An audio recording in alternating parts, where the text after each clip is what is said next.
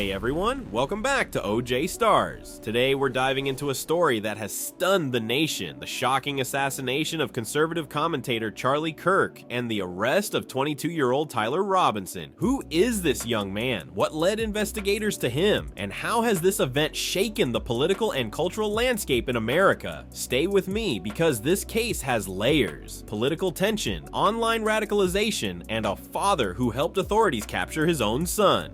Before we begin, don't forget to like this video, subscribe to OJ Stars, and hit that notification bell so you never miss our deep dives into true crime and breaking stories.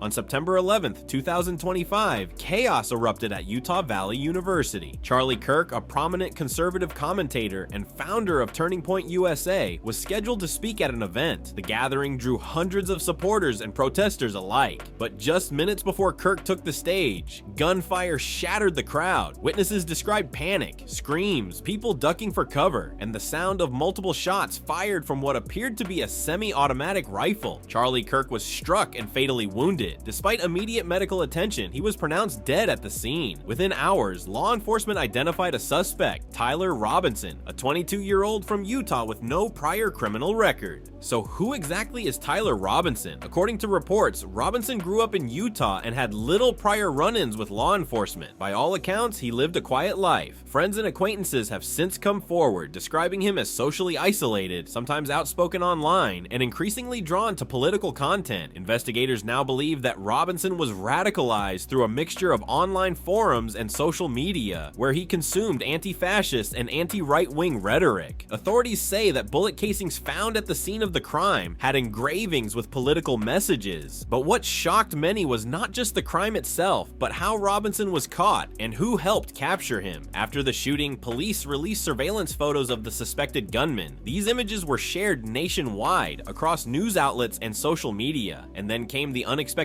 twist. Robinson's own father recognized his son in the photos. Imagine that moment, seeing your child on the news, accused of killing a national figure. Rather than hiding this fact, Robinson's father contacted authorities, confirming his identity. He reportedly urged his son to turn himself in, telling him that running would only make things worse. This played a crucial role in ending a 33-hour manhunt. Tyler Robinson was arrested without further violence, bringing a temporary end to the chaos, but not to the questions surrounding the case.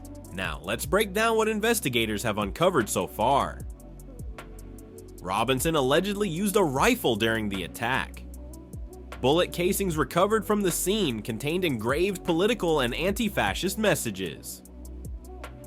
He had no criminal record, making him a first-time offender in the eyes of the law.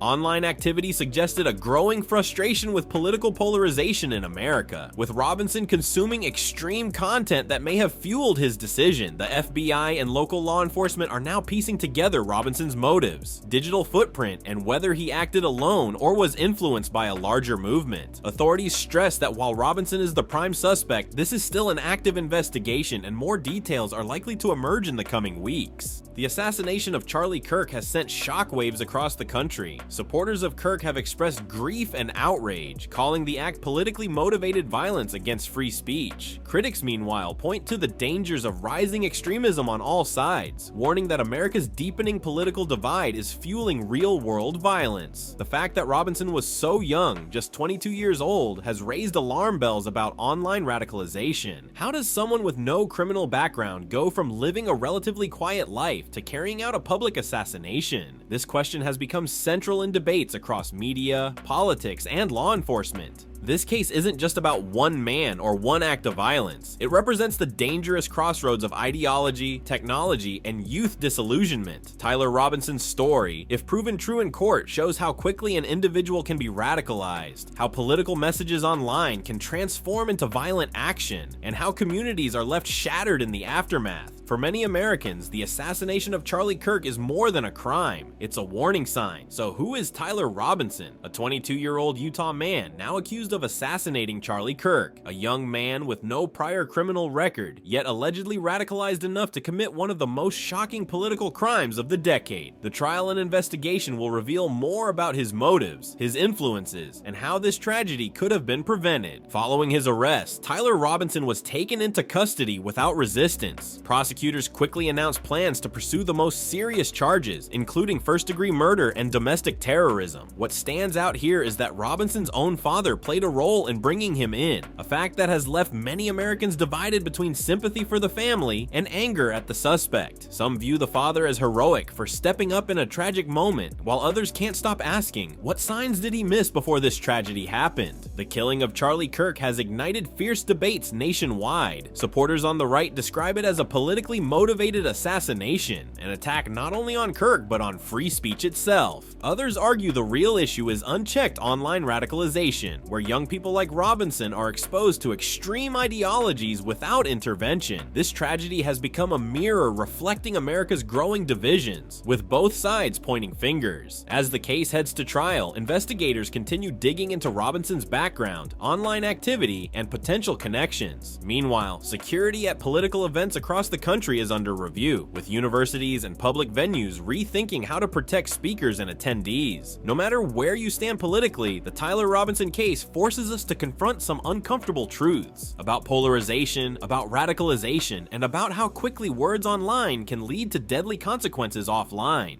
In Utah, the shock of this crime has been deeply felt. Utah Valley University, where the shooting took place, has become a symbol of fear and resilience. Students and faculty have held vigils in memory of Charlie Kirk, while also calling for peace and understanding in such divided times.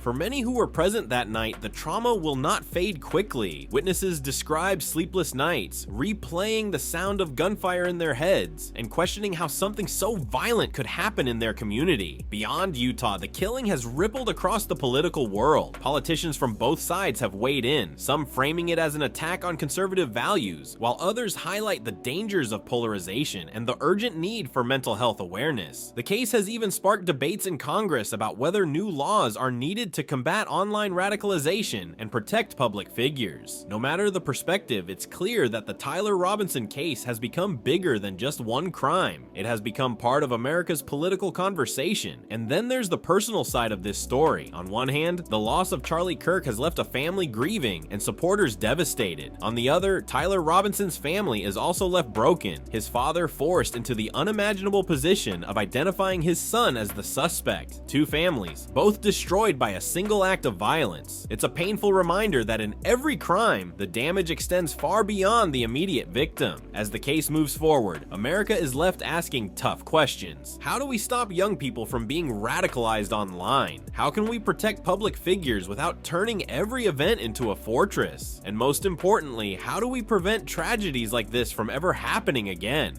As always, we'll keep following this story as it develops. If you found this breakdown helpful, make sure to like the video, subscribe to OJ Stars, and drop a comment. Do you think online radicalization is America's biggest threat today? Stay safe, stay aware, and I'll see you in the next one.